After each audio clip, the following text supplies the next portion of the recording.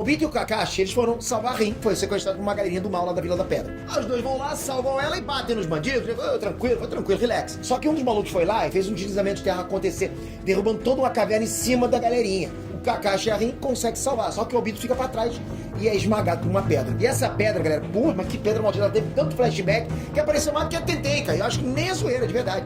Essa pedra tinha que ter um arco só pra pedra. A gente sabe que o Obito foi dado como morto aí, mas ele não morreu de verdade. A caverna desmoronou e o Obito caiu direto pro esconderijo de quem? Do fucking Madara. Aí o Madara cuidou dele, fica comigo, né? Deu uma curada, né? Porque, pô, o menino tava com metade do corpo esmagado, fez um chazinho de celo de Hashirama e o Obito acordou benzaço, tava revigorado, né? O garoto tava super bem, parecia o Peter Parker depois de ter mordido pela aranha, né? Só que o Obito tinha sido esmagado por várias peças e tinha saído quase que ileso. Quer dizer, ileso não, né? Porque metade direita do corpo dele tava completamente ferrado. Mas tinha sido por causa daquela primeira pedra que esmagou ele. Mas ele parece não ter sido atingido por mais nenhuma pedra na metade esquerda do corpo dele, que é muito difícil quando você tá num desmoronamento de pedras, percebe? A pedra cai na metade. E o Madara repara nisso e comenta um negócio muito estranho. Você parece ter atravessado as pedras. Já sabe onde eu quero chegar, hein? Essa fala do Madara foi claramente uma tentativa de fazer referência ao Kamui do Obito, que faz ele ficar intangível. Só que, pera aí. Aqui a Rin ainda não morreu. Então o Obito não despertou o Mangekyo Sharingan. Então ele ainda não tem um Kamui. Então como é que o Obito parece ter atravessado as pedras se ele ainda não tinha nem como atravessar as pedras?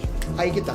E se ao contrário, que todo mundo pensou, o Obito já podia usar o Kamui ali e por isso ele atravessou as pedras. Depois de ser esmagado pela pedra, o Obito dá o Sharingan dele de presente pro Kakashi. E aí quando a caverna tá desmoronando, com ele esmagado, ele começa a se lamentar por ter de americano justo naquele momento, quando ele finalmente tinha despertado o Sharingan dele e quando ele finalmente estava se acertando com o Kakashi. Aí ele começou a refletir sobre a própria morte. E se nessa hora que ele começou a refletir sobre a morte dele, ele despertou o Mangekyo Sharingan? Pensar que estava perdendo tudo em como ele viveu, sabe, no momento da morte, pode ter gerado um sentimento forte o suficiente para fazer ele despertar o Mangekyo. Pensar que nunca ficaria com a Rin, que não seria amigo do Kakashi, pô, todo esse pensamento antes do momento que ele achou que ia ser a morte dele, pode ter gerado um sentimento forte o suficiente para ele despertar o Mangekyo.